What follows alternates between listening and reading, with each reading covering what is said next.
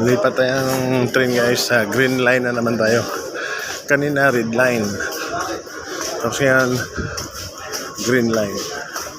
Punta tayo ng Salaldin. Yan, daming mga Pakistani dito. Daming pasahero. Yan sa kabila, red line yun. Doon tayo galing.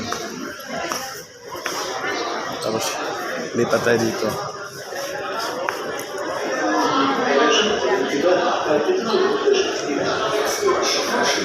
Ito yung metro station dito.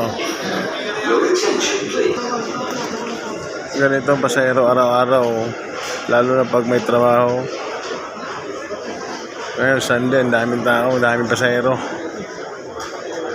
Nakapila yan. Hintayin mo yung lalabas dyan, tapos pasok, tulakan. Yan, hanggang dulo yan. 4 minutes pa ang train, kaya hintayin muna tayo. Dito na train guys. Siksika na naman to. Daming pasahero.